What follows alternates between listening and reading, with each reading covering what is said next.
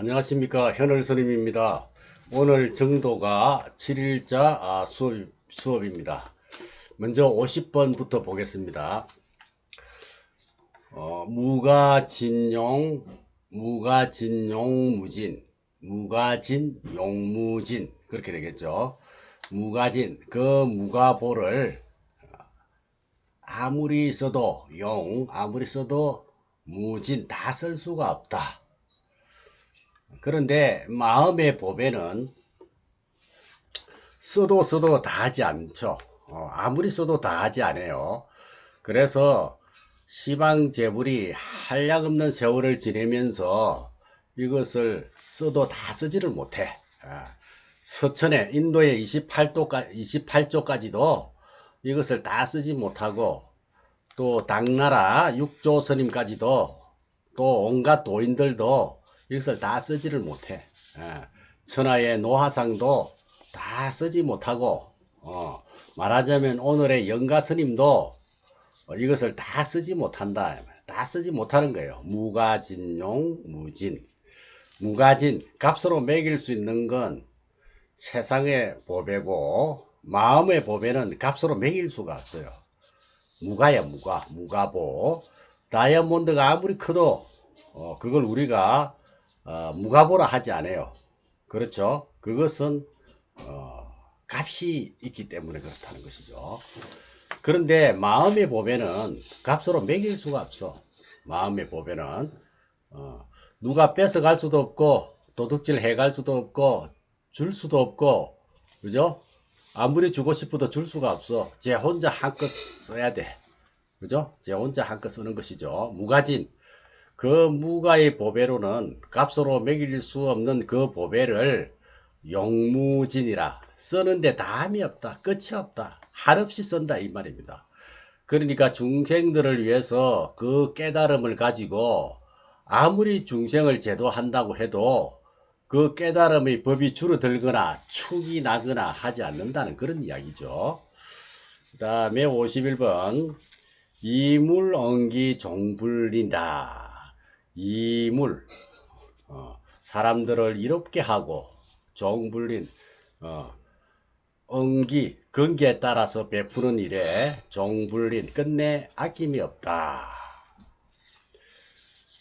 이물 가는 것은 이 물자가 중생을 의미합니다. 중생을 이롭게 하고 이 말입니다. 그 다음에 엉기, 근기에 응한다. 근기에 따라서 종불린, 마침내 아끼지 않는다. 아낄 린자죠. 뭐 인색하다 할 때도 쓰죠. 아끼지 않는다. 왜냐? 줄어들면 아끼겠지만 이게 줄어드는 것이 아니기 때문에 아낄 필요가 없다는 거예요. 그죠? 그래서 부처님이 49년 동안 정말 횡야설, 수야설, 그렇게 많은 중생들을 제도하기 위해서 몸을 아끼지 아니하면서 그렇게 사용을 했죠. 그게 만약에 깨달은 도가 예를 들어서 10명에게 설명하고 나눠준다면 도가 그만치 줄어들고 이제 얼마 남았다 이렇게 될 수가 없죠. 그 도는 있어야만한 도가 된다. 그렇게 된다면 마음의 보배는 양이 없어. 예를 들어서 친절도 우리가 친절하다고 해서 줄어드는 게 아니죠.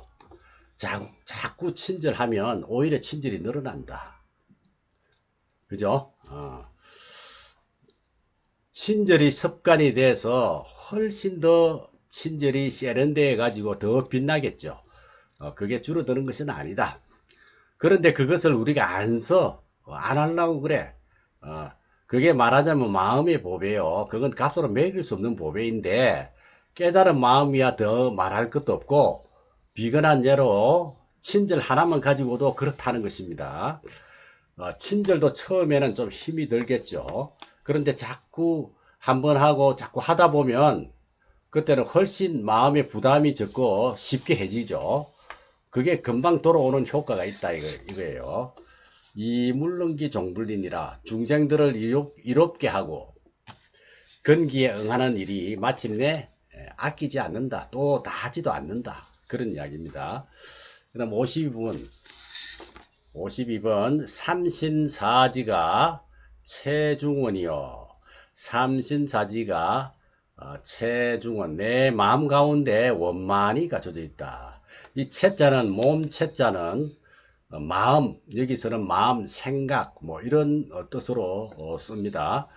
그래서 삼신사지가 내 마음 가운데 원만히 갖춰져 있고 이 말입니다. 삼신사지 꽉 우리 체중이 원만하다, 꽉 차 있다, 우리 마음속에 꽉 차 있다 이 말이죠. 삼신은 뭡니까? 법신, 보신, 화신이죠. 우리 마음이 제대로 열리면 첫 번째 근본 자리는 이제 법신이고, 또 수행 공덕의 영향력은 보신이 되겠죠. 갑의 몸이니까 보신이 되고, 또 중생을 제도하는 데 있어서 필요한 그런 변화의 몸, 교화하는 데 필요한 몸은 화신이 되고, 그죠? 그런 능력이 우리 심체 체중원이다. 우리 마음속에 가득히 원만하게 있다. 이런 이야기입니다. 그 다음 사지는 뭐냐? 네 가지 지혜죠. 설명 뭐 생략하기로 하고, 대원경지, 평등성지, 묘간잘지, 성소작지, 이렇게 네 가지 지혜를 사지를 한다. 네 가지 지혜도 내 마음속에 원만히 가득하게 있다 하는 것입니다. 그 다음에 53번 8해 육통 심지인, 8해탈과 육신통도 심지인, 본래로 마음 땅에 모두 있다. 이런 이야기인데, 8해는 8가지 해탈이 되겠죠. 8해탈은 7식 말라식 다음에 8식이라 해가지고, 그 8식이 완전히 뒤바뀌어지지 않고, 그 8개의 인식작용이 뒤바뀌어져 가지고 얻은 경지. 8식이 완전히 뒤바뀌어져서, 즉 8개의 인식작용이 뒤바뀌어져 가지고 얻은 경지. 이게 8가지 해탈입니다.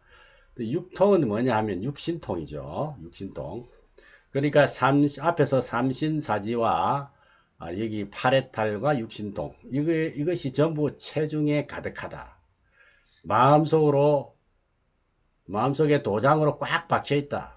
심지, 마음 땅의 도장, 이 말이죠. 마음 땅에 있는 거니까 얼마든지 그것을 꺼내서 활용하고 쓴다 하는 것입니다. 그러나 대부분 마음에 대한 이해가 너무 부족해 가지고 그 마음에 대한 이해가 풍부해야 되는데, 이해가 풍부하면 거기에 믿음이 가고 확실히 가겠죠. 그리고 그걸 어느 정도 느끼게 되고, 물론 본격적으로 수행을 해가지고 또 견성의 눈으로 사물을 보듯이 이렇게 확 성품을 보면 더 말할 것도 없이 좋지만, 그렇지만 견성한 사람들의 정신세계를 이런 것을 통해서 자꾸 우리가 접함으로 해서 거기에 대한 이해가 넓어진다는 것입니다. 그런 과정, 말하자면 자꾸 반복함으로써, 듣더라도 자꾸 듣고 반복함으로 해서 그것이 더욱 이해가 넓어지고 확신이 굳어지고 깊어지는 것이겠죠. 삼신사지 체중원의 8해 육통 심지인. 그 다음에 54번 보겠습니다.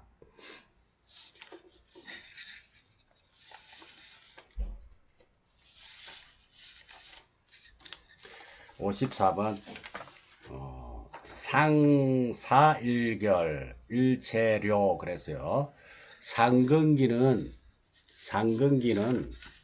한 가지를 해결하면, 일결 한 가지를 해결하면 일체료다. 일체를 다 해결해버려. 상사는 일체 일결이요, 중하는 다문 다불신이다. 그 이야기를 지금 하는데, 마음 이야기는 이 마음자리를 떠나서는 따로 없어요. 그러나 마음자리를 제대로 깨닫고 깨닫는 과정이라든지, 그리고 그 주변의 여러 가지 여건이라든지 이런 것들을 많이 이야기하는데, 상사라고 하는 것은 상근기라고 이렇게 보면 되겠습니다. 상근기들은 일결일체다. 한번 결정하면 일체가 다 깨달아져 버려. 일체를 다 마친다는 거예요. 그래서 한번 긍정하고 마음이 이렇다 하면 다 따라가는 거죠. 어떤 이야기도 그냥 오케이가 된다 이 말입니다. 그 다음 55번 중하다문 다불신. 중하, 중근기, 하근기는 앞에서는 상근기고 여기서는 중근기, 하근기는 다문 그렇게 많이 들어도 다 불신이야. 믿지를 안 해. 다 불신을 해. 중하는 다 불신이다. 다문 다 불신이다. 우리가 이제 여기에 해당되겠죠. 중근기, 하근기는 다문 다 불신이라 많이 들어도 또 안 믿어. 많이 믿지를 안 해. 많이 듣는데도 불구하고 도대체가 잘 믿지를 안 해. 그래도 우리가 할 일은 자꾸 들어야 돼. 자꾸 듣고 자꾸 보고 자꾸 생각하고 그거밖에 없죠. 문사수라고 많이 듣고 많이 생각하고 자꾸 그것을 되레이고 반복하고 이게 문사수 아닙니까? 듣고 생각하고 딱 넣는다. 상근기는 그냥 들으면 당연하지 하고 당연하고 말고 이렇게 돌아가는데 중하근기는 자꾸 들어도 잘 믿지를 않는다는 것이죠. 사람의 마음은 하나지만 근기는 각양각색이다. 근기가 천차만별이기 때문에 그런 소리를 듣고도 비웃는 근기가 있다 이런 이야기입니다. 이 마음의 세계에서는 먹혀들지 않는 사람들이 있어요. 먹혀들지 않고 도리어 어찌 그런 이치가 있는가 하고 그런 소리 하지 마라 대묻는 사람도 있다는 것입니다. 그러나 늘 말씀드리지만 그래도 우리는 할 수 있는 최선의 방법을 반복해서 듣는 거예요. 반복해서 자꾸 훈습하는 거야. 훈습. 그거밖에 없다 이 말입니다. 인연이 없는 사람들은 죽 잡고 들어도 이게 가슴 속에 파고 들지 않는다 이 말이에요. 그런 사람이 있어요. 도에 대한 이야기를 안 하면 사람을 잃어버린다 그랬습니다. 분명히 이야기할 사람인데 이야기할 만한 사람인데 이야기를 안 하면은 사람을 잃는다. 그런데 이야기가 안 통할 사람에게 말을 하면 어떻게 되느냐? 말을 잃어버린다 그래요. 말을 잃어버린다. 중하근기는 그렇게 많이 들어도 믿지를 않는다는 것이죠. 그 다음 56번 단자해중 해구이 다만 스스로 마음 가운데 해구이 때 묻은 옷을 벗어버릴지언정 이 말인데 단자해중 해구이 단자는 다만 자신의 가슴 속에 다만 자신의 그 가슴 속에 말입니다. 회중 품을 해자니까 가슴이라는 뜻도 됩니다. 가슴 마음 또 자기 속에 있는 또는 마음 속에 있는 그런 말이죠. 해구이 풀해자 벗어버린다 이 말입니다. 풀해자 벗어버린다. 뭐를 벗어버리냐? 구이 때 묻은 옷을 벗어버린다. 때가 뭐겠습니까? 번뇌 망상의 때가 묻은 옷 그 말이죠.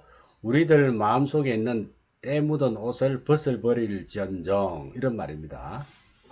그러면은 57번으로 넘어가면 수능향외 과정진이요.